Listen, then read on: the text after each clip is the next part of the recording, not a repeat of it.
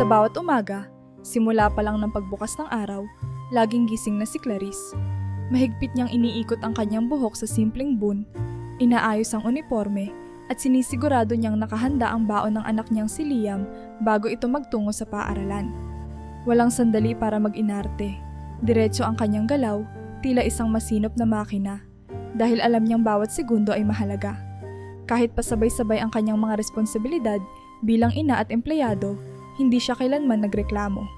Para kay Clarice, ito na ang normal. Sanay na siya. Sa opisina, kilala siya bilang ang go-to person pagdating sa mahahalagang proyekto. Lagi siyang may nakahandang plano, listahan ng mga posibleng solusyon, at malinaw na estratehiya kung paano malalampasan ang kahit na anong balakid. Sa tuwing may bagong proposal ang kumpanya, agad siyang tinatawag ni Mr. Eduardo Ramos, ang CEO, upang konsultahin. Si Mr. Ramos ay isang matikas na leader, seryoso pero makatao, at mabilis magbigay ng tiwala sa mga taong nakikita niyang mapagkakatiwalaan. Hindi niya kinakailangang ulitin ang utos kay Clarice. Kapag sinabi niyang kailangan itong matapos sa loob ng 2 linggo, tiyak na hindi ito magtatagal ng 3 araw at tapos na ni Clarice. Subalit, hindi lahat ng tao sa kumpanya ay tuwang-tuwa sa ganitong tagumpay. Si Maribel, ang head ng marketing, at si Ramil, isang team lead sa operations, ay matagal nang may namumuong inggit kay Clarice. Bakit ba lagi siyang binibigyan ng pabor ni Mr. Ramos? Bulong ni Maribel sa coffee station habang inaayos ang lipstick. Masyado na siyang lumalaki ang ulo. Tumango si Ramil, nagkukunwaring hindi gaanong interesadong makialam pero kitang-kita sa kanyang mukha ang pagkainis. Baka naman may iniurong yan, hindi pwedeng walang dahilan kung bakit sobrang taas ng tingin ni boss sa kanya. Ang ganitong klase ng usapan ay palaging naririnig ni Clarice kahit hindi sinasadya. Sa likod ng kanyang computer, habang nagtatype ng ulat o gumagawa ng presentation, rinig na rinig niya ang mga palihim na kwentuhan. Ngunit hindi siya nagpapatinag. Wala akong panahon para rumesbak. Madalas niyang isipin. Kailangan kong magtrabaho. May anak akong binubuhay. At pagdating nga sa anak niya, si Liam ang laging nagiging dahilan ng lakas ng loob ni Clarice. Mahirap ang buhay, single mother, hindi lang sa gastusin, kundi sa emosyonal na aspeto rin. Ma, bakit hindi ka na lang maghanap ng ibang trabaho? Sabi ni Tito Lino, baka mas madali pa yung nasa tindahan lang. Minsang sabi ni Liam habang sabay silang nag-aalmusal. Ngumiti si Clarice, bahagyang tinapik ang buhok ng anak. Liam, alam mo ba kung bakit ko ginagawa ito? Para sa'yo. Gusto kong makapagtapos ka, magkaroon ka ng magandang buhay.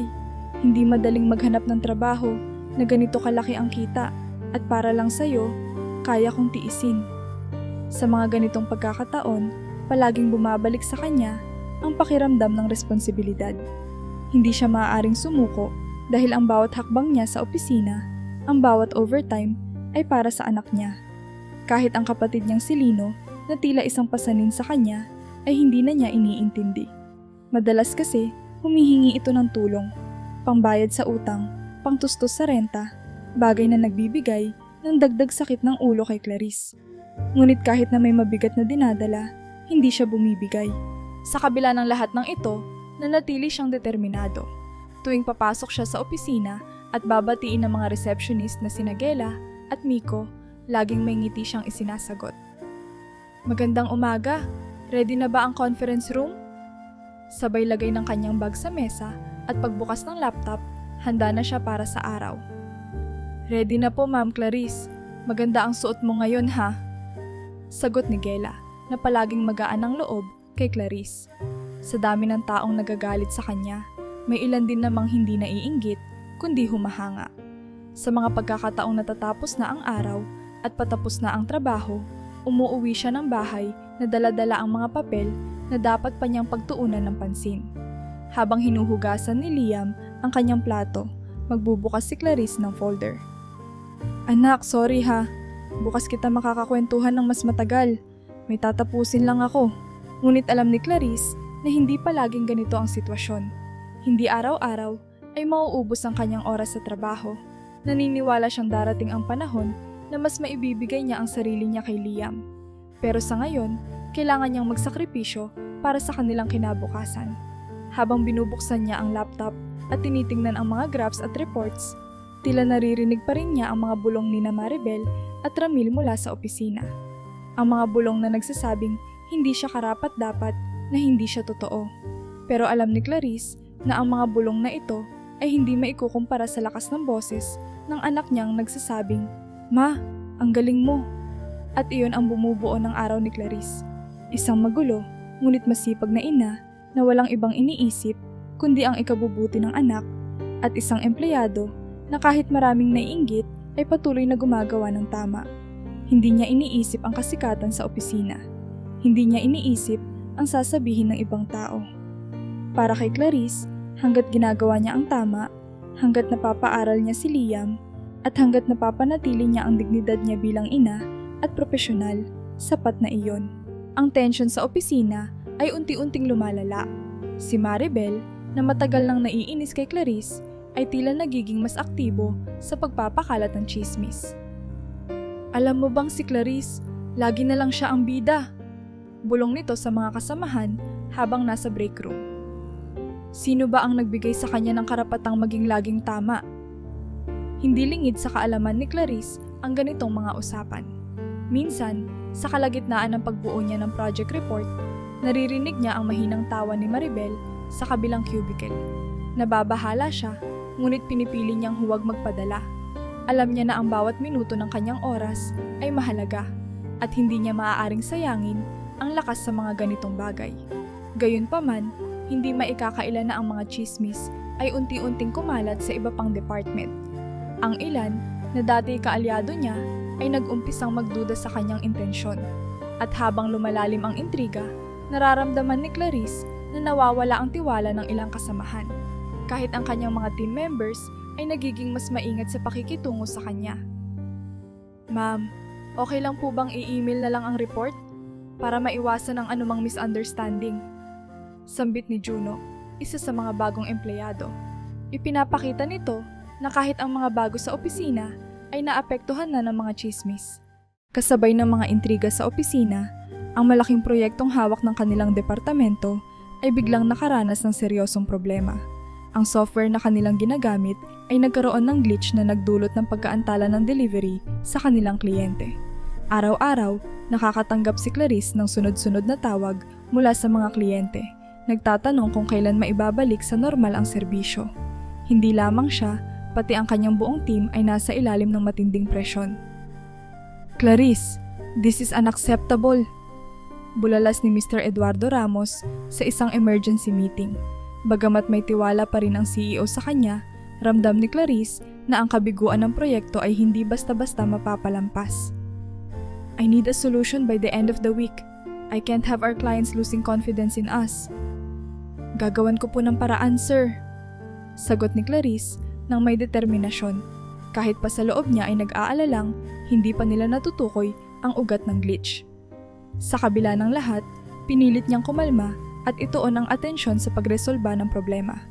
Ngunit sa kanyang isip, isang malaking tanong ang gumugulo. Hanggang kailan ko pa kakayanin ang ganitong klase ng presyon? Habang nahaharap sa mga pagsubok sa trabaho, nagiging mas masalimuot din ang kanyang personal na buhay. Ang kanyang ina, si Aling Violeta, ay madalas na nagrereklamo. "Clarice, para kang hindi na namin anak. Uwi ka na lang para matulog, tapos aalis ka na naman agad." Ang sabi nito habang naguhugas ng plato. "Ni hindi mo na nga ako tinatawagan." "Ma, pasensya na po," sagot ni Clarice. Pilit na nilalambing ang ina. "Ang dami ko lang pong ginagawa sa opisina, pero hindi naman ibig sabihin na hindi ko kayo iniintindi. Alam niyo namang ginagawa ko to para sa atin." "Para sa atin?" Ulit ng kanyang ina na may bahagyang pangungutya. "Ang nararamdaman ko, para lang sa trabaho mo. Si Lino nga, ewan ko ba, natutulog pa rin hanggang tanghali. At ikaw, wala ka namang oras para ayusin siya." Nang marinig ito, tila binagsakan ng mabigat na timbang si Clarice. Alam niyang may punto ang kanyang ina, pero wala na siyang ibang magawa. "Ma, kailangan kong kumayod," halos pabulong niyang sabi habang nilalabanan ang luha. "Hindi ko pwedeng bitawan ang trabaho ko. At sa isang gabi, na tila lahat ng problema ay nagtipon-tipon? Napaisip si Clarice habang nakaupo sa hapagkainan at binabasa ang isang progress report. Napatingin siya sa litrato nila ni Liam na nakapatong sa mesa. Napaisip siya kung tama bang patuloy siyang sumuong sa lahat ng ito. Paano kung maghanap ako ng ibang trabaho? Mas mababa ang sweldo pero mas simple. Makakasama ko si Liam at baka mas mapapahinga rin ako. Sambit niya sa sarili. Ngunit kaagad din niyang naisip ang mga obligasyon, ang mga pangarap niya para sa anak at ang tiwalang ibinibigay sa kanya ng ilan sa opisina. Hindi niya maaaring sumuko. Alam niyang maraming umaasa sa kanya. Anak, okay ka lang? Tanong ni Liam habang naglalakad papunta sa kwarto. Napatingin si Clarice at ngiinitian ang anak. Okay lang anak, matulog ka na ha. May trabaho lang si mama. Niyakap siya ng bata bago pumasok sa kwarto. Kahit gaano kabigat ang kanyang dinadala, ang munting yakap ni Liam ay sapat na para muling magpatuloy si Clarice. Sa kanyang isipan, nananatili ang pangako na kahit mahirap, gagawin niya ang lahat para sa anak. At kahit hindi pa niya alam kung paano malalampasan ang lahat ng intriga, glitches, at tensyon sa bahay, isang bagay ang sigurado, hindi siya susuko. Sa araw na iyon, halata ang stress kay Clarice. Puno ng post-it notes ang kanyang mesa, mga paalala sa mga deadlines, mga detalye ng proyekto, at mga bagay na hindi niya pwedeng kalimutan. Ang kanyang email inbox ay punong-puno rin ng follow-ups mula sa mga kliyente at team members. Ang problema sa kanilang software ay parang makapal na ulap na nakalambong sa buong departamento. Hindi na mabilang ni Clarice kung ilang meeting at brainstorming session na ang sinubukan nila, ngunit wala pa rin konkretong solusyon na natagpuan. Katatapos lang ng panibagong tawag mula kay Mr. Ramos at muling iginiit nito ang kahalagahan ng mabilisang aksyon. Nakatungo si Clarice sa mesa habang sinusubukang isipin kung ano pa ang hindi nila natutumbok. Nang biglang napansin niya si Mang Ramon, ang janitor na matagal na niyang nakikita sa opisina. May kaunting hikbi ng walis at tunog ng mop ang pumukaw ng kanyang pansin. Napatingin siya at napansin niyang tila may nais sabihin ng lalaki. Parang nangingiming lumapit, ngunit nanatili itong nakatingin sa kanya. May maitutulong po ba ako, ma'am? Tanong ni Mang Ramon, may kababaang loob sa tinig. Sa unay nagulat si Clarice. Hindi niya inaasahang magsasalita ito, lalo na't hindi naman ito karaniwang nakikialam sa trabaho ng opisina. Wala naman Ramon. Medyo busy lang talaga. May malaking glitch kasi sa software namin at hindi pa namin mahanap ang solusyon. Bahagyang tumango si Mang Ramon. Pasensya na po ma'am, pero narinig ko po kasi yung usapan niyo nung nakaraan. Baka lang po makatulong yung iniisip ko. Dati po kasi, bago ako maging janitor, nagtatrabaho ako bilang technician sa isang maliit na kumpanya ng IT. May parang ganitong problema rin kami dati. Nagulat si Clarice sa sinabi ni Mang Ramon. Talaga? Anong klaseng problema ang na-encounter niyo noon? Tanong niya, ngayon ay medyo interesado na. Ipinaliwanag ni Mang Ramon ang naranasan niya noon. Kadalasan, yung glitches sa system namin ay dahil sa overload ng database queries. Madalas, hindi mo iniisip na yung pinakasimpleng bagay, tulad ng pag-optimize sa storage o paglimita ng memory allocation, ang makakabawas sa pressure sa system.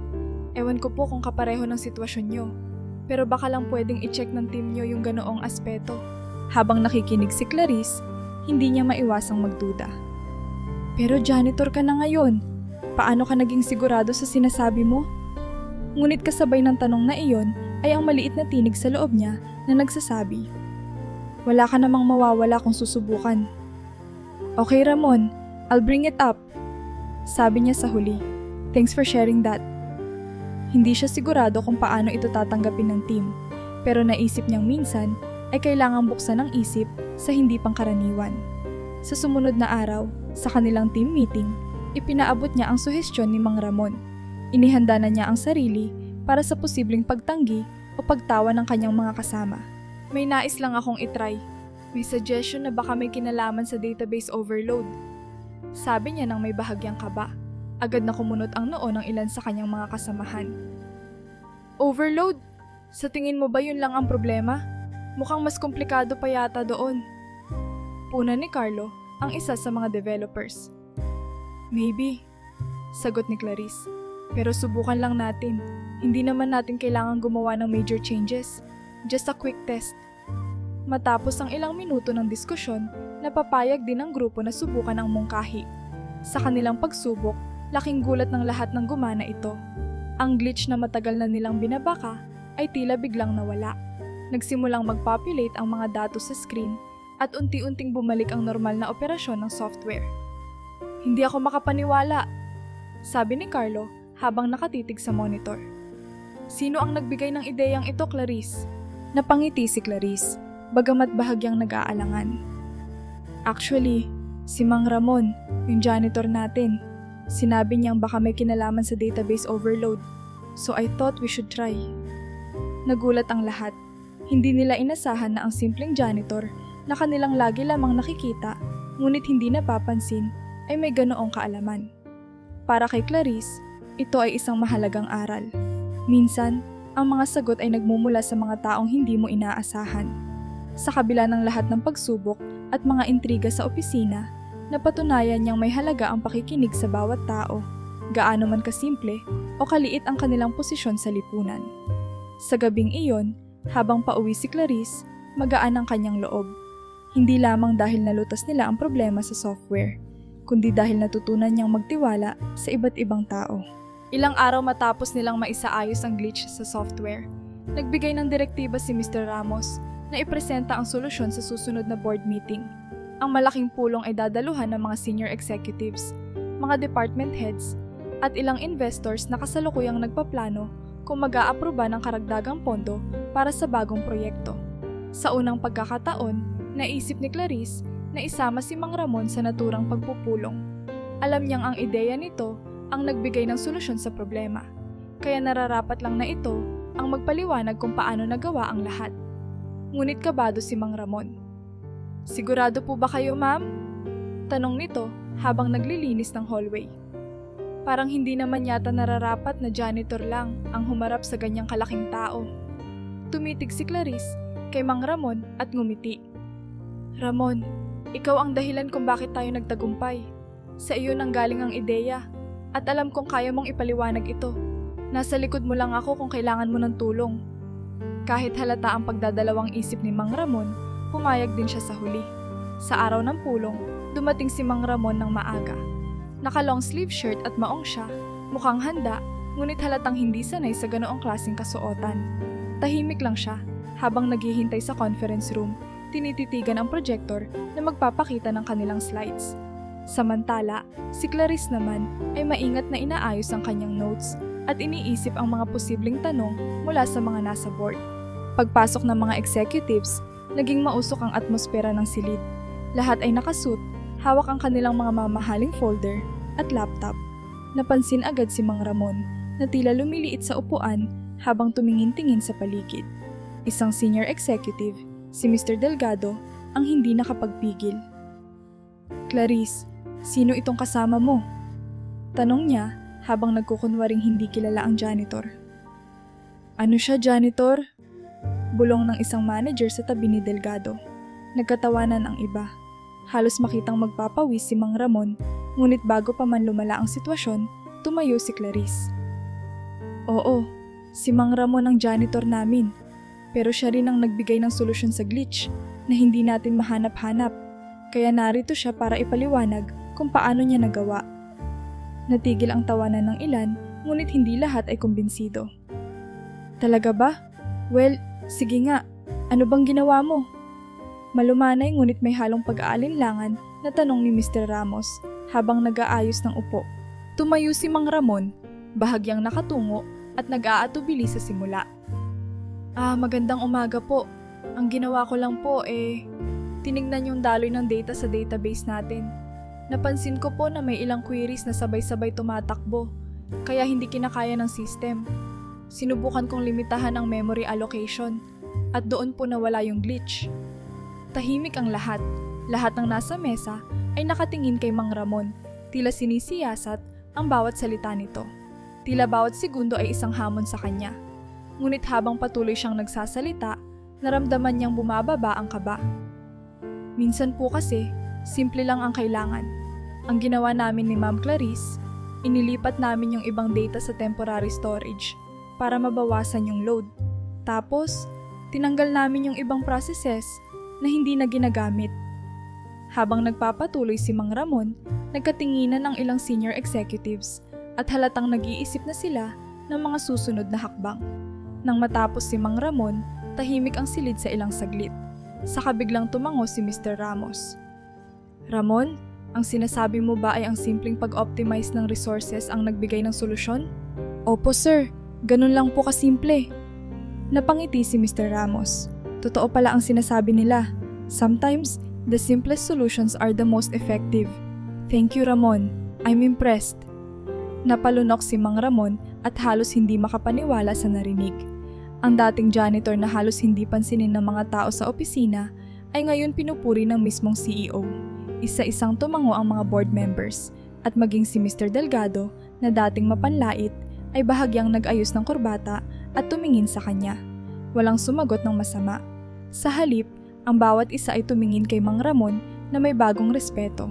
Matapos ang meeting, lumapit si Mr. Ramos kay Clarice. Good call Clarice, hindi ko inakalang isang janitor ang magbibigay ng ganitong klaseng solusyon. I think we need to give Ramon more credit. We should involve him in future technical discussions. Tumango si Clarice at ngumiti. Kaya nga po siya narito. Alam kong kaya niya at hindi niya tayo binigo. Paglabas ng conference room, nilapitan ni Clarice si Mang Ramon at tinapik ito sa balikat. Kita mo na Ramon, wala naman palang dapat ikatakot. You did well. Ngumiti si Mang Ramon, hindi pa rin makapaniwala sa nangyari. Salamat po ma'am. Akala ko tatawanan lang ako. Ngunit sa mga sumunod na araw, nag-iba ang ihip ng hangin.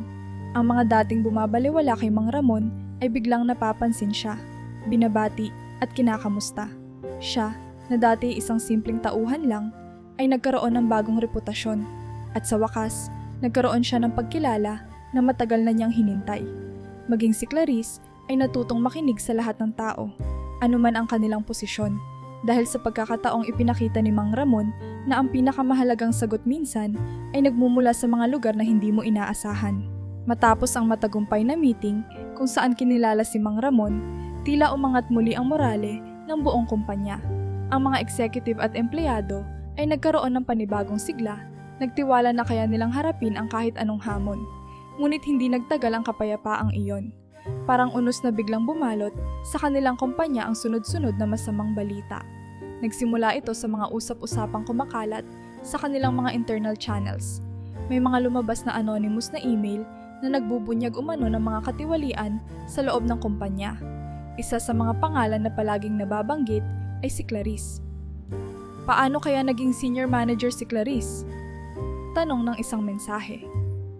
Hindi kaya nakakuha siya ng posisyon dahil sa palakasan? Bagamat halata naman na walang basehan ang mga paratang, marami pa rin ang nakapag-isip. Kahit ang mga dating naniniwala kay Clarice ay napatanong. Bakit nga ba siya ang laging pinupuri ng management? Totoo kayang nililigawan siya ni Mr. Ramos? Hindi mabilang ang dami ng mga haka-haka at nagdulot ito ng malaking tensyon sa opisina. Ang mga chismis ay mas mabilis pang kumalat kaysa sa mga formal na anunsyo mula sa HR o management. Kahit anong paliwanag ni Clarice, tila mas pinaniniwalaan ng iba ang mga pahayag na walang ebidensya. Kasabay ng pagkalat ng fake news ay ang biglaang paglitaw ng data breach. Isang umaga, nang mag-login ang mga empleyado sa kanilang sistema, marami sa kanila ang hindi makapasok. Ang ilan sa mga database files ay biglang nawala at may mga sensitibong dokumento ang biglang lumabas sa internet. Nabalitaan ng mga kliyente ang insidente at ang ilan sa kanila ay agad na tumawag upang alamin kung paano nangyari ito.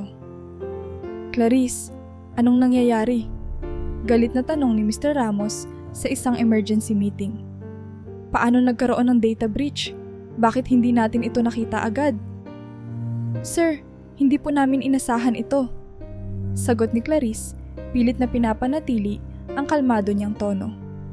Sinusuri na po namin ngayon ang logs para malaman kung paano nakapasok ang attacker. Habang iniimbestigahan nila ang breach, lalong naging malinaw na hindi ito simpleng pagkakamali ng IT team. Mukhang sinadyang gawin ito ng isang taong may malalim na kaalaman sa kanilang sistema.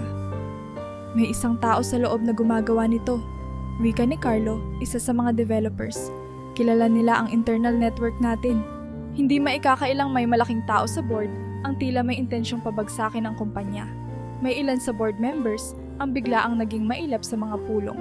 Samantalang ang iba naman ay tila masyadong interesado na kontrolin ang mga susunod na desisyon. Isang pangalan ang palaging lumulutang, si Mr. Delgado. Ang dating maingay na taga-suporta ng CEO ay biglang naging tahimik at mukhang may ibang iniisip. Bakit parang siya ang may pinakamalaking interes sa takeover? Tanong ni Clarice kay Mang Ramon sa isang tahimik na usapan sa cafeteria. Noong meeting natin, siya ang unang tumawa sa iyo, pero siya rin ang unang kumilala sa galing mo. Ngayon, bigla siyang naglalaho sa usapan. Ma'am, kung may agenda siya, hindi tayo pwedeng magmadaling gumawa ng aksyon. Sagot ni Mang Ramon habang hinihigop ang kanyang kape. Pero kung ako sa inyo, mag-ingat kayo. Hindi lahat ng tao na mabait sa harap ay maaasahan sa likod. Habang nagaganap ang lahat ng ito, patuloy pa rin ang intrigang dulot ni Maribel. Kung noong una ay chismis lang ang ibinabato niya laban kay Clarice, ngayon ay tila mas seryoso na. Alam mo, hindi na dapat nandito si Clarice. Bulong niya sa isa pang manager. Sobrang daming problema ang dumating mula nang siya ang naging head ng proyekto. Pati ang mga simpleng pagkakamali ng ibang miyembro ng team ay sinisisi kay Clarice. Kung may late na deliverable, si Clarice ang may kasalanan. Kung may na-delay na meeting, siya rin ang binubuntunan ng sisi. Ang pressure kay Clarice ay lalong tumindi. Bakit ganito? Bakit hindi pa ba nila nakikita kung sino talaga ang may mali? Tanong niya sa sarili sa gitna ng isang gabi habang tinitingnan ang mga email na hindi na niya mabilang sa dami. Sa gitna ng kaguluhan, muling lumapit si Mang Ramon.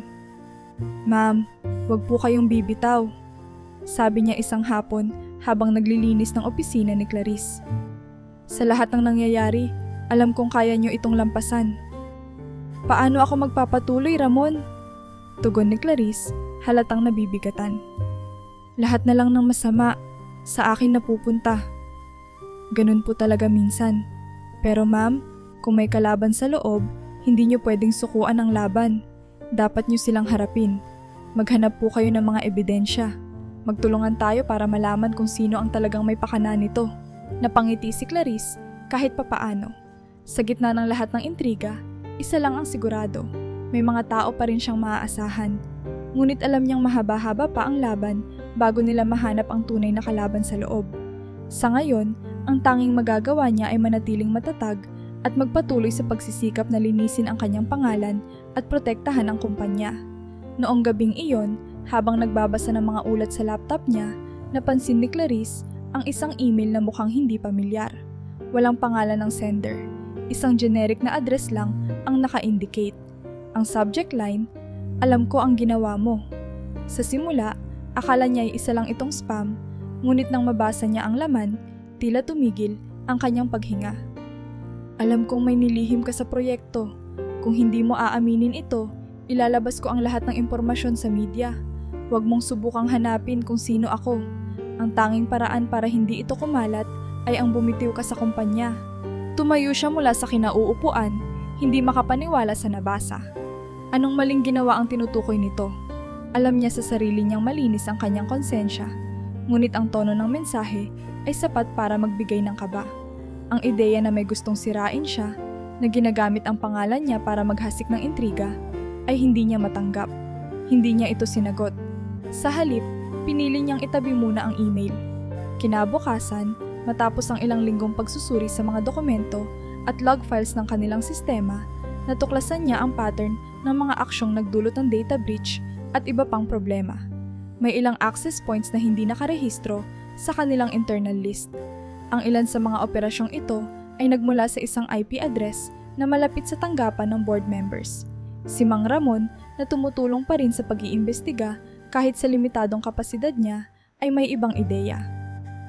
Ma'am Clarice, sabi niya isang gabi habang inaayos ang mga record sa isang conference room. Napansin ko lang, yung mga login na yan, parang konektado sa account na ginagamit ni Mr. Delgado sa board. Hindi ko sinasabi na siya mismo ang gumawa, pero baka may tao siyang ginagamit. Sa simula, hindi makapaniwala si Clarice. Si Mr. Delgado, ang respetadong miyembro ng board. Ngunit habang sinusuri niya ang mga log, lalong lumilinaw ang mga ebidensya. Isa sa mga timestamps ng unauthorized access ay eksaktong oras kung kailan ini-schedule ni Mr. Delgado ang isa sa kanyang pribadong meeting. Isa pang log ang nagpakita ng proxy account na ginagamit para magpadala ng maling impormasyon sa internal network. Nagdesisyon si Clarice na idulog ang natuklasan sa IT security team. Sa isang closed-door meeting, ipinaliwanag niya ang kanyang mga hinala. Sa tingin ko, may connection ng data breach sa mga hakbang ni Mr. Delgado. Sabi niya, nalaman kong mayroon siyang kasunduan sa isang kakompetensya. Gusto nilang kunin ang kumpanya at alisin si Mr. Ramos. Ito ang dahilan kung bakit nila sinasabotahe ang operasyon. Ang unang reaksyon ng ilan sa mga senior manager ay pagkagulat. Hindi pwedeng si Delgado, siya ang isa sa pinakamalaking supporters ng CEO. Sabi ng isang direktor. Pero kung totoo ang sinasabi mo, dagdag ng isa, anong plano natin? Hindi pwedeng basta na lang natin siya akusahan. Dito muling pumasok si Mang Ramon na tahimik na nakikinig sa diskusyon. Hindi tayo pwedeng magpakampante. Kung tama ang sinasabi ni Ma'am Clarice, kailangan buo ang ebidensya bago tayo magtungo sa board. Ang kanyang simpleng pananalita ay tila nagbigay liwanag sa grupo. Nagdesisyon sila na magtulungan.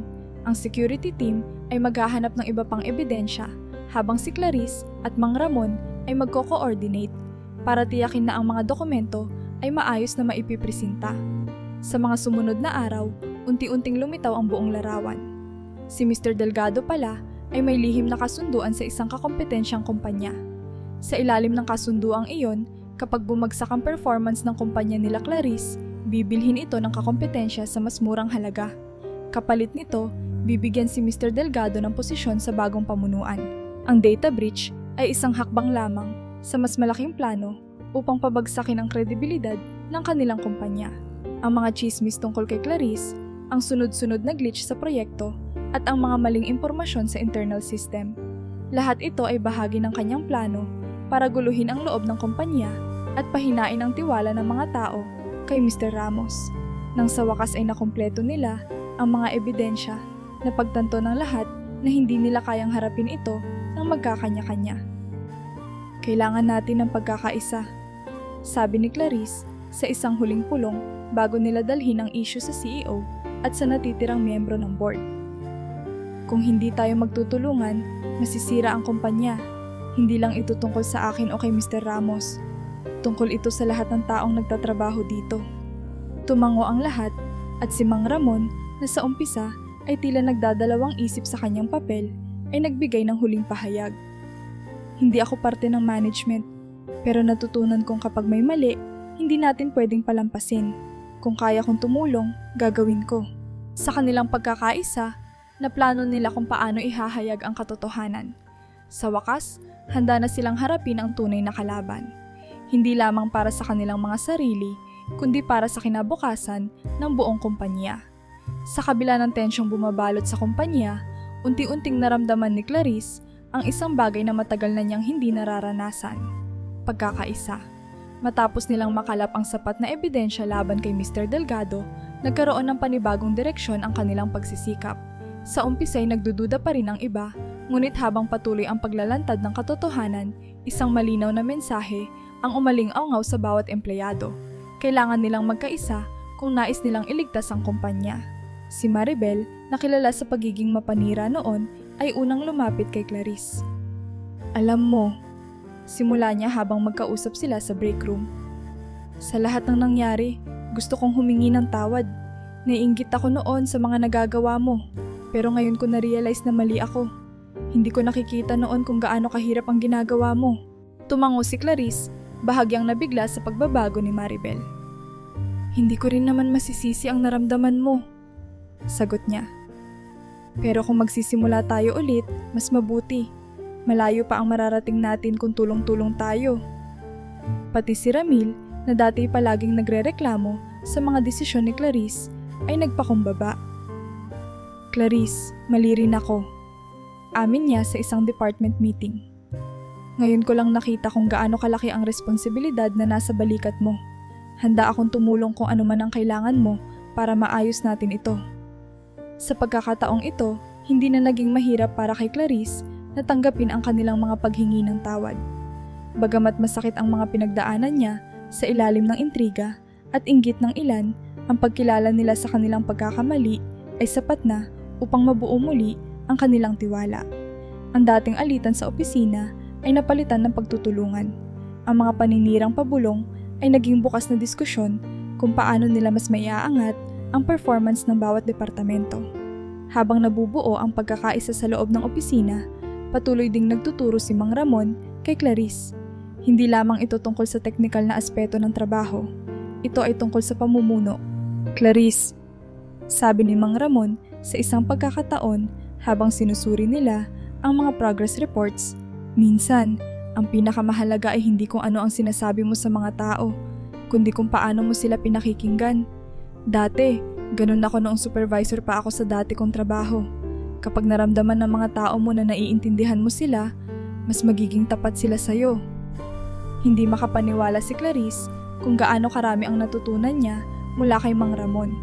Ang janitor na minsang minamata ng iba ay naging mentor niya pagdating sa tunay na kahulugan ng leadership. Ang bawat payo, bawat obserbasyon ay nakatulong kay Clarice upang mas maging maingat sa kanyang mga hakbang bilang team leader. Sa tulong ng pagkakaisang ito, unti-unting nalulutas ang mga issue sa kumpanya. Ang mga glitches na dati tila walang solusyon ay naisaayos. Ang mga internal processes na naging dahilan ng kalituhan noon ay napadali dahil sa mas malinaw na koordinasyon ng bawat departamento. Ang bawat miyembro ng team ay naging proactive sa pag-aambag ng kanilang mga ideya at ang mga dating isyong administratibo ay nabigyan ng simpleng solusyon. Wala nang chismis, wala nang bangayan. Lahat ay tumutok sa iisang layunin, protektahan ang kanilang kumpanya mula sa takeover. Dahil dito, nabuo nila ang isang solidong plano. Pinagsama-sama nila ang lahat ng impormasyon mula sa mga log files hanggang sa testimonya ng mga empleyado upang makabuo ng matibay na kaso laban kay Mr. Delgado. Ngunit higit pa rito, tinutukan din nila ang mga susunod na hakbang para maibalik ang tiwala ng kanilang kliyente. Naging mas maingat sila sa pag-deploy ng updates, mas mabilis sa pagresolba ng issues, at mas malinaw sa kanilang komunikasyon sa bawat departamento. Lahat ay nagkaisa, kahit si Mr. Ramos ay namangha sa pagbabago ng atmosfera sa opisina. Clarice, sabi niya sa isang pagpupulong kasama ang core team. Hindi ko inasahang magkakaroon tayo ng ganitong pagkakaisa pagkatapos ng lahat ng nangyari. Pinasasalamatan kita sa pamumuno mo. Hindi lang ako, sir, sagot ni Clarice nang may ngiti.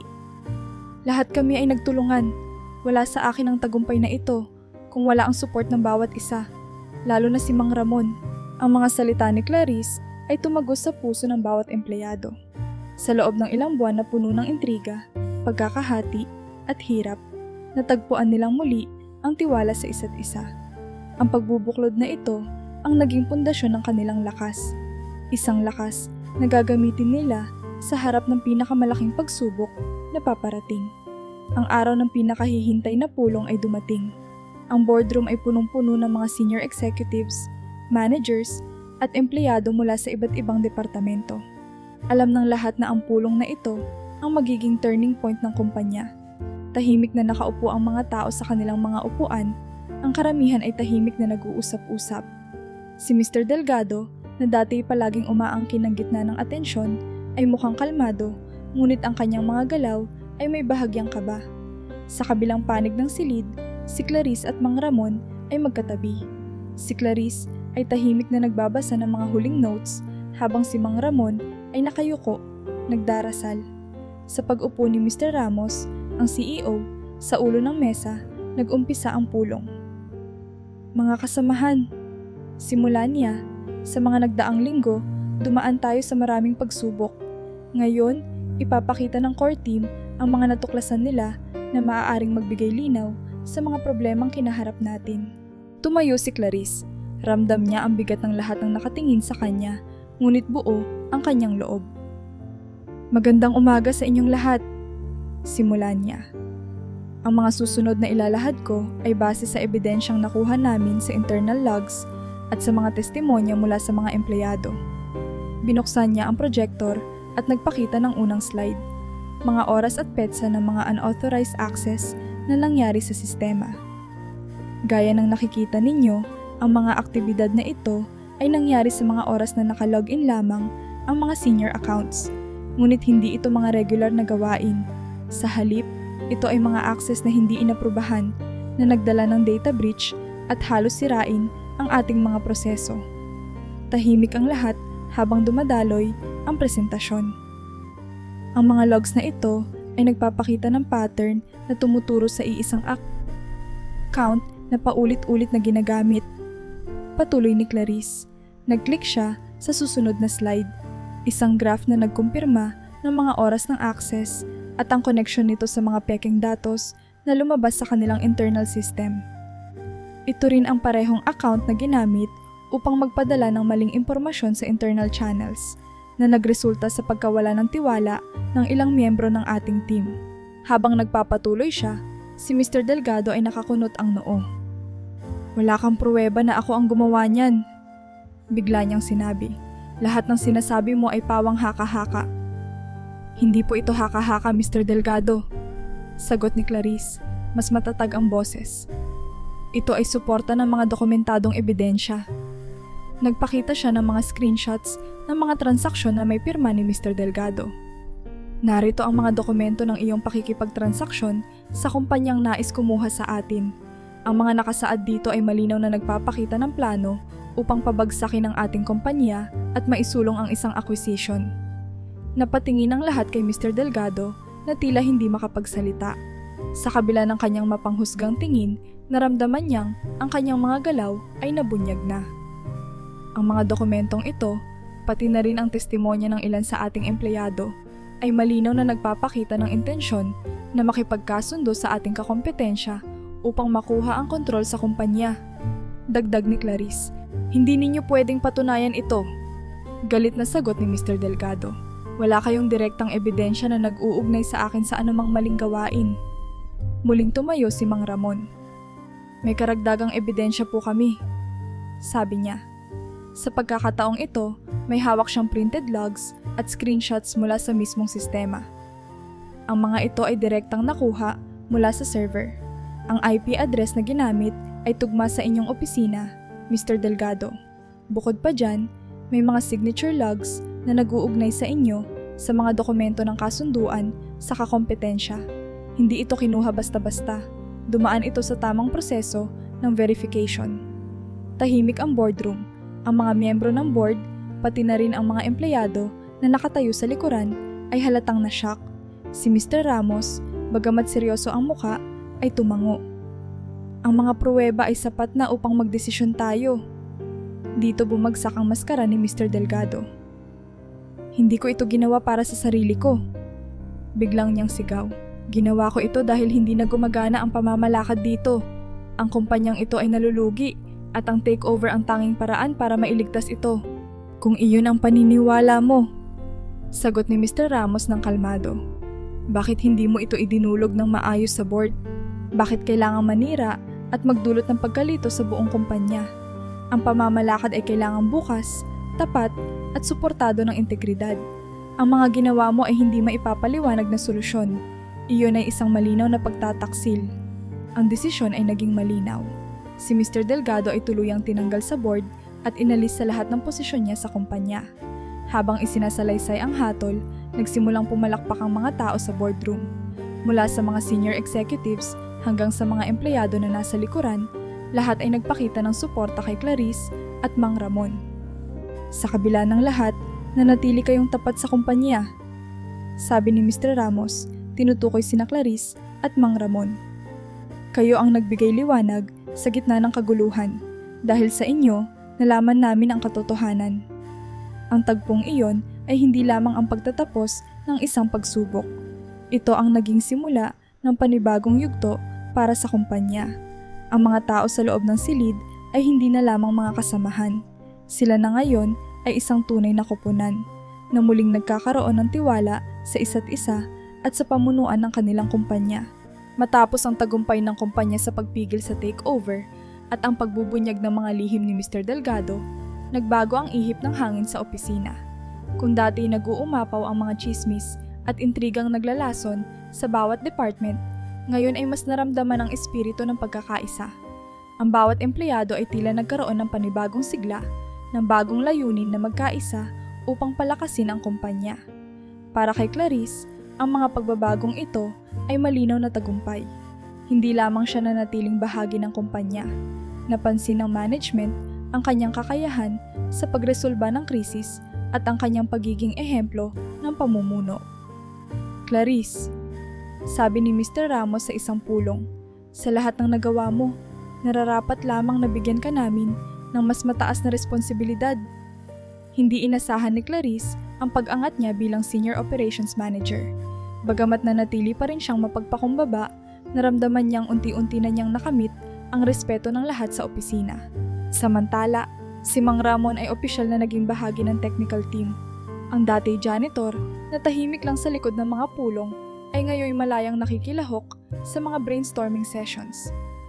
Alam niyo, ani Mang Ramon sa isang team meeting, hindi kailangang maging sobrang komplikado ng solusyon. Minsan, ang simpleng pag-aayos ng workflow o ang pagbawas sa hindi kinakailangang proseso ang pinakamabilis na daan sa tagumpay.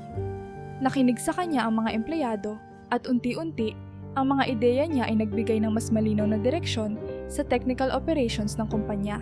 Sa halip na mapatingin sa kanya bilang dating janitor, ang mga kasama niya sa team ay yumuko sa respeto. Nakita nilang hindi posisyon ang nagbibigay halaga sa tao. Ang kakayahan at integridad nito ang tunay na batayan. Ang kumpanya ay naglunsad ng bagong proyekto, isa na ngayong ambisyoso, ngunit mas maayos ang plano. Kung noon ay may kaguluhan sa komunikasyon, ngayon ay maingat na pinagpaplanuhan ang bawat hakbang. Ang bawat miyembro ng team ay binigyan ng malinaw na tungkulin at may mas transparent na sistema ng pag-uulat. Ang proyekto na inaasahang magbibigay ng malaking kita ay naging simbolo ng panibagong yugto ng kumpanya. Clarice, sabi ni Maribel sa isang coffee break. Alam mo, ang laki ng pinagbago ng opisina. Mas magaan ang pakiramdam dito ngayon. Sa tingin ko, malaking bahagi ka nun. Ngumiti si Clarice. Hindi lang ako, Maribel. Tayong lahat. Lahat ng pinagdaanan natin, na pagtulungan natin. At dahil dyan, mas malayo ang mararating natin. Pero, sa totoo lang, dagdag ni Ramil na nasa kabilang table, hindi ko akalaing mapapakinggan ko ang sinasabi ng dati kong janitor. Pero ang galing pala ni Mang Ramon. Ramil, hindi lang sa technical na aspeto. Sagot ni Clarice. Natuto ako sa kanya ng isang mahalagang bagay. Ang pakikinig. Bawat tao may maiaambag. At kapag marunong tayong makinig, mas malayo ang mararating natin bilang isang kumpanya. Ang bagong direksyong ito ay nagpatatag sa relasyon ng bawat isa sa opisina. Hindi lamang natutong magkaisa ang mga empleyado, natuto rin silang magbigay ng halaga sa bawat isa. Ang dating mga hidwaan ay napalitan ng pagkakaintindihan. Sa bawat pulong, sa bawat proyekto, ramdam ang pagkakaisa. Bagamat may mga hamon pa ring hinaharap, may kumpiyansa na sila sa isa't isa. Hindi na lamang sila nagtatrabaho para sa personal na layunin. Nagtatrabaho na sila para sa isang mas malaking adhikain, ang maitaguyod ang kumpanya at ang kanilang pagkakabuklod bilang isang pamilya. Matapos ang serye ng mga krisis na pinagdaanan ng kumpanya, isang bagong proyekto ang sinimulan ng team sa pangunguna ni Clarice. Ang proyektong ito ay hindi lamang tungkol sa negosyo, kundi pati na rin sa pakinabang ng mas maraming tao. Isa itong application na magpapadali ng access sa mga public services, mula healthcare hanggang sa educational resources, lalo na para sa mga lugar na hirap makakuha ng ganitong serbisyo. Ang proyektong ito ang isa sa mga dahilan kung bakit ako nagpupursige, sabi ni Clarice sa kanyang team sa unang araw ng proyekto. Alam kong hindi ito magiging madali, pero tandaan natin na ginagawa natin ito hindi lang para sa kumpanya. Ginagawa natin ito para sa mga taong umaasa sa ating produkto. Hindi naging madali ang mga unang linggo. Sa kabila ng maayos na plano, nagkaroon pa rin ng mga glitches sa implementation. May mga ulat na ang ilang users ay hindi makalog in, habang ang iba naman ay nawawala ang data sa gitna ng proseso. Clarice, tanong ni Maribel sa isang meeting. Ano ang gagawin natin dito? Mukhang hindi pa handa ang platform para sa mas maraming users. Napatigil si Clarice at tumingin kay Maribel. Kung noon ay may tension sa pagitan nila, ngayon ay mas madali na nilang napag-uusapan ang mga problema. Maribel, sagot niya, alam kong may mga issue pa, pero hindi ibig sabihin na hindi na natin ito maaayos. Kailangan lang nating tutukan agad ang root cause. Ano sa tingin mo ang unang hakbang? Sumagot si Maribel nang may kumpiyansa. Sa tingin ko, kailangan nating maglaan ng mas maraming tao sa pag-validate ng data. Pwede akong mag-set ng isang team para dito. Salamat Maribel, gawin natin yan, sagot ni Clarice. Sa loob ng ilang araw, nakapag-deploy sila ng patch para ayusin ang mga glitches. Ang mga ulat ng problema mula sa users ay unti-unting bumaba at ang kanilang support team ay mas naging maayos sa pagtugon sa mga queries. Ang mga adjustments na ito ay nagpabilis sa pagresolba ng mga issue at unti-unti nang nakakahabol ang proyekto sa timeline nito. Habang mas nagiging stable ang operasyon, ang positibong epekto ng proyekto ay nagsimulang lumutang.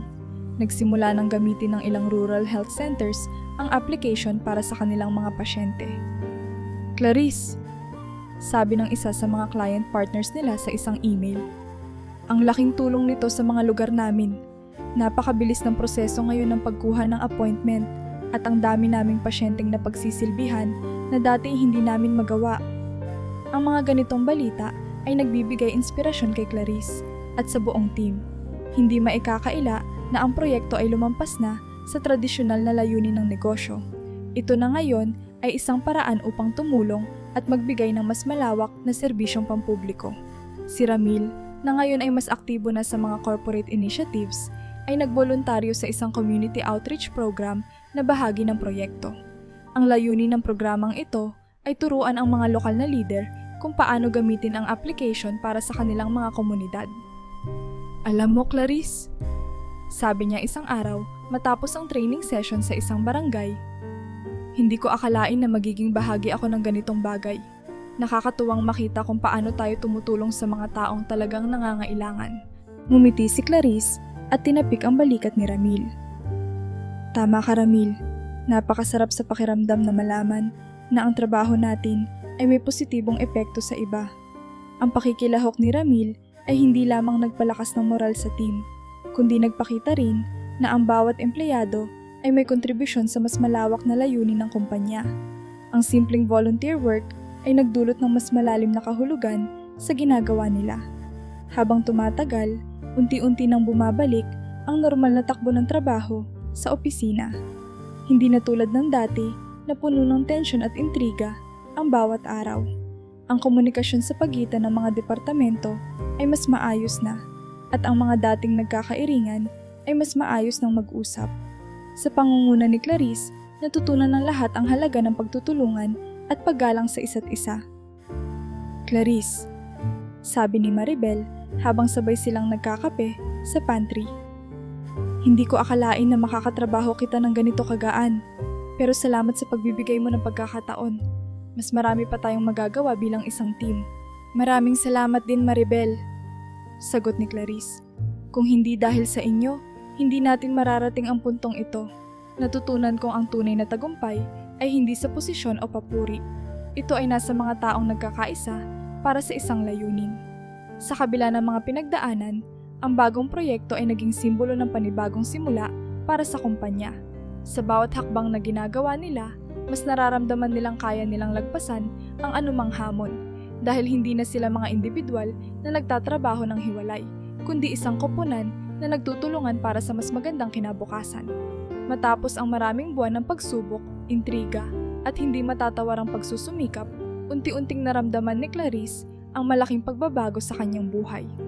Kung dati halos hindi sila nagkikibuan ng kanyang ina na si Aling Violeta tuwing magkikita sila sa bahay, ngayon ay tila lumambot na ang pagitan nilang dalawa.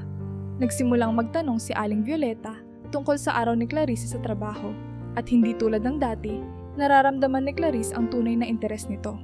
Kumusta naman yung project ninyo, anak? Tanong ng matanda habang abala sa paghuhugas ng pinggan. Mabuti naman po, Ma, sagot ni Clarice. Mas magaan na ang lahat at ang ganda ng feedback ng mga tao. Naku, buti naman. Dati kasi akala ko masyado kang abala sa trabaho. Pero ngayon, naiintindihan ko na. Sabi ng ina habang nakangiti. Ginagawa mo pala talaga ito, hindi lang para sa iyo, kundi para rin sa lahat ng umaasa sa iyo. Napangiti si Clarice. Sa mga sandaling iyon, ramdam niya ang tunay na suporta ng kanyang ina. Bagamat matagal na silang hindi nagkakaintindihan, nagkaroon ng pagkakataon para sa bagong simula. Hindi na kasing bigat ng dati ang kanyang kalooban tuwing uuwi siya mula sa opisina. Sa halip, may nararamdaman siyang init ng tahanan na matagal na niyang hindi nararanasan. Ang kanyang kapatid na si Lino, na dati pahirap sa kanila dahil sa pagiging tambay, ay nagpakita rin ng pagbabago. Sa tulong ng ilang programa ng kumpanya, nakahanap ito ng trabaho bilang isang field technician. Ate, may bago akong trabaho. Masayang balita ni Lino isang umaga. Hindi kalakihan ang sahod, pero nakakatuwa kasi may ginagawa na rin ako. Ang mahalaga, may ginagawa ka. Sagot ni Clarice habang hinahanda ang kape. Maganda rin na matutunan mo kung paano magpundar para sa sarili mong kinabukasan. Dahil dito, nagkaroon ng mas malaking respeto si Clarice kay Lino. Nakita niya kung paano nagbago ang kanyang kapatid mula sa pagiging tamad at umaasa sa kanya hanggang sa pagiging mas responsable at may direksyon. Hindi na siya ang pamilyang kailangang palaging alalayan. Sa halip, siya na ngayon ay nakakapagbigay ng kaunting tulong sa pamilya. Habang nagkakaroon ng positibong pagbabago sa kanilang tahanan, hindi rin nakaligtaan ni Clarice na magturo ng mga mahahalagang aral sa kanyang anak na si Liam. Ang bata na ngayon ay nagbibinata na ay mas naunawaan ang halaga ng sipag at tiyaga.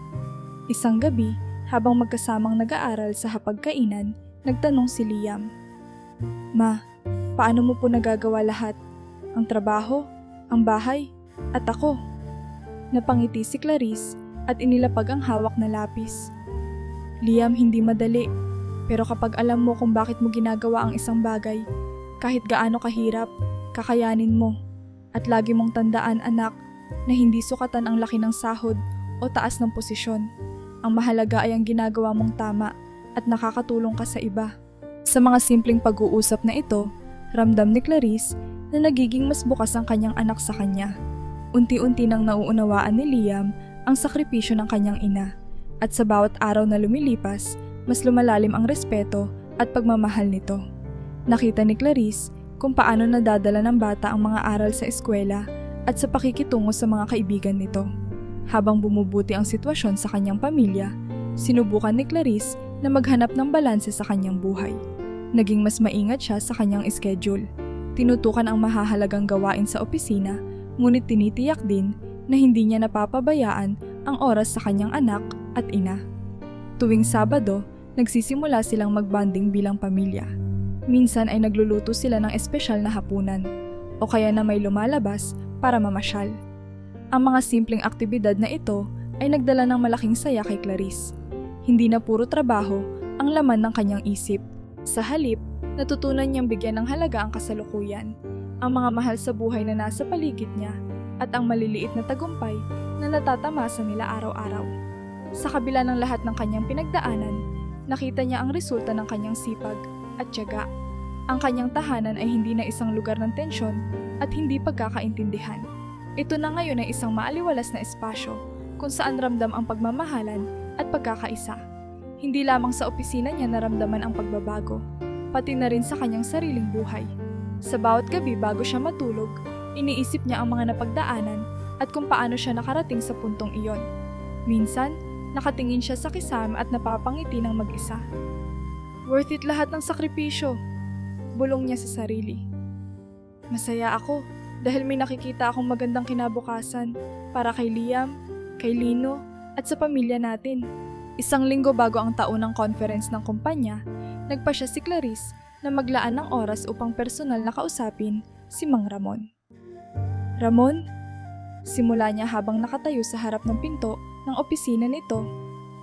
"Nais kong malaman mo na pinaplano naming bigyan ka ng parangal sa conference.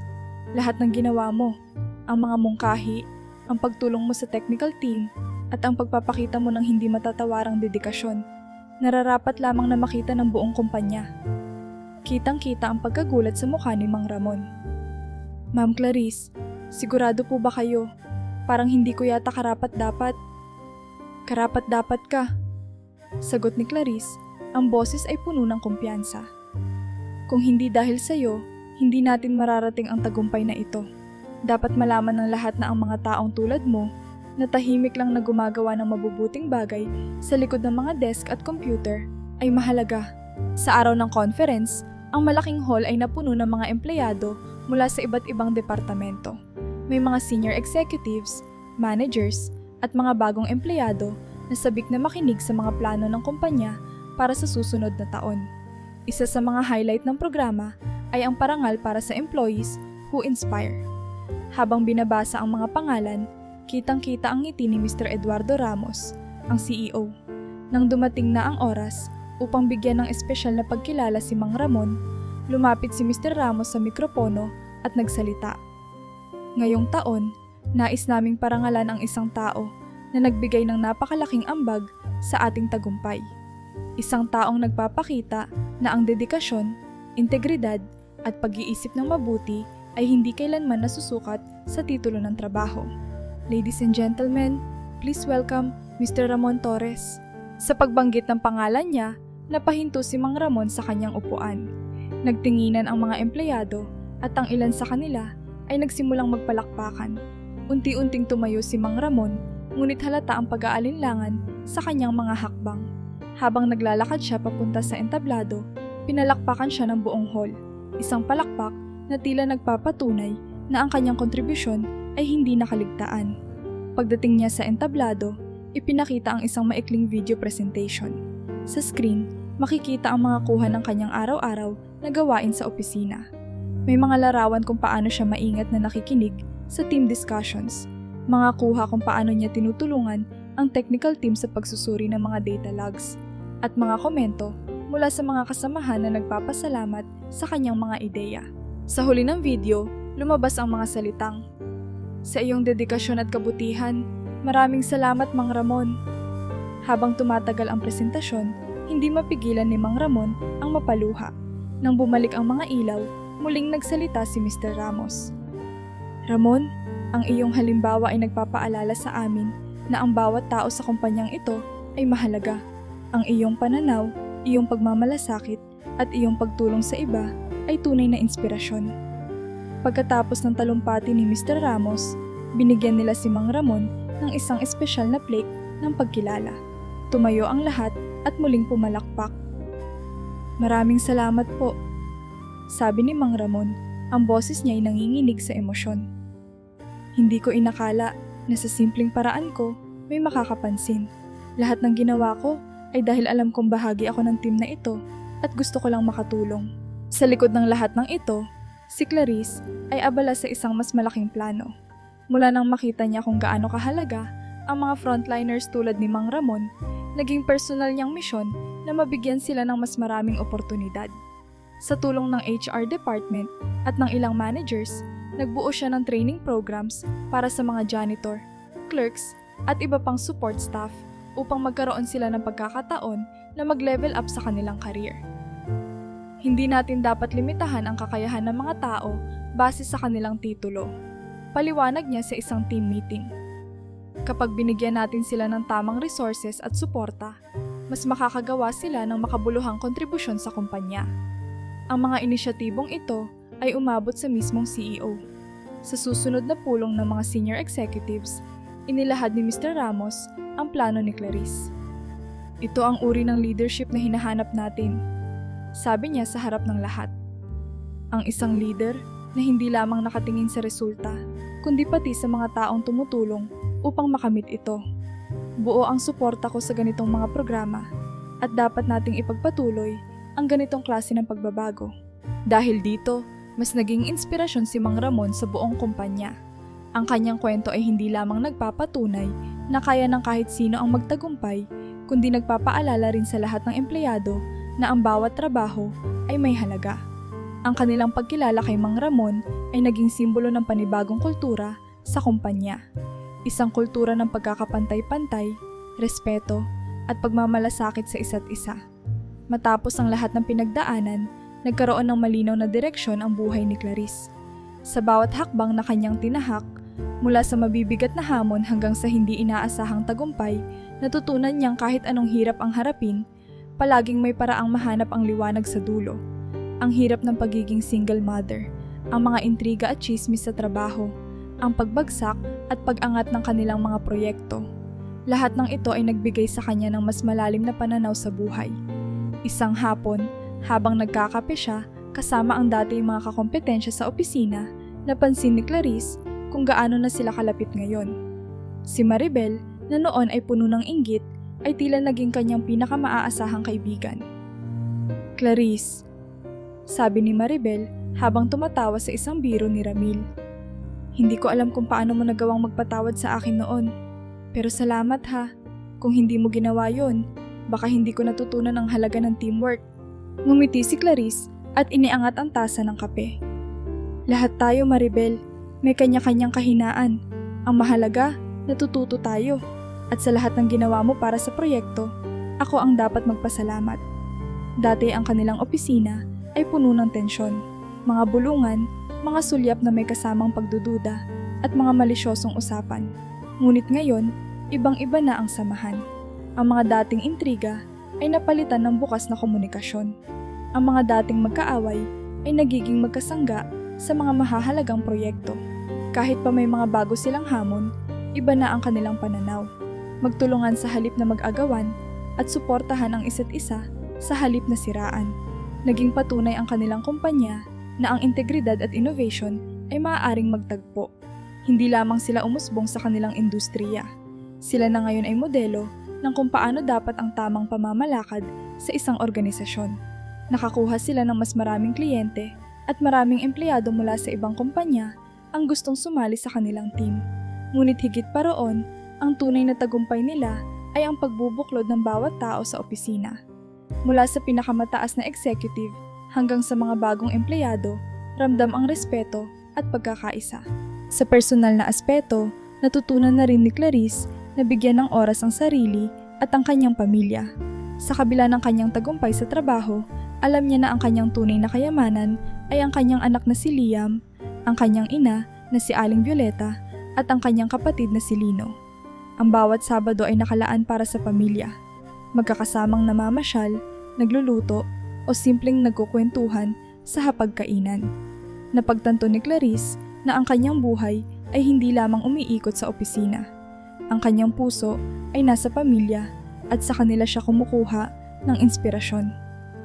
"Ma," tanong ni Liam habang tinutulungan siyang maghanda ng dinner.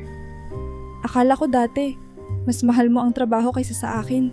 Pero ngayon, parang mas madalas na kitang makausap. Mas masaya na ako." Napangiti si Clarice at niyakap ang anak. "Alam mo anak, mahalaga sa akin ang trabaho kasi iyon ang nagbibigay ng pangtustos sa atin. Pero walang halaga ang trabaho kung wala ka sa buhay ko. Kaya simula ngayon, lagi akong maglalaan ng oras para sa'yo, kahit gaano ako ka-busy." Sa bawat araw na lumilipas, mas nararamdaman ni Clarice na natutupad na ang kanyang mga pangarap. Hindi lamang sa larangan ng trabaho, kundi pati sa personal na aspeto ng kanyang buhay. Sa mga simpleng pag-uusap kasama ang anak, sa mga tawa at biro sa opisina, at sa mga tahimik na sandali kasama ang kanyang ina, nakita niya kung gaano kahalaga ang bawat maliit na tagumpay. Napagtanto niya na ang buhay ay hindi tungkol sa pagiging perpekto, kundi sa kakayahang bumangon mula sa pagkakamali, sa pagiging bukas sa pagbabago, at sa pagtitiwala na sa dulo ng lahat, magiging maayos ang lahat. Sa huli, nag-iwan ng isang mahalagang aral ang lahat ng pinagdaanan niya. Hindi mahalaga kung saan ka nagsimula o kung gaano kahirap ang sitwasyon. Ang mahalaga ay ang kakayahan mong harapin ang mga hamon at ang pagnanais mong bumuti, hindi lang para sa sarili, kundi para sa mga tao sa paligid mo. Ito ang naging bagong panimula sa buhay ni Clarice. Isang mas maliwanag na kinabukasan, puno ng pag-asa at saya para sa kanya at sa mga mahal niya sa buhay.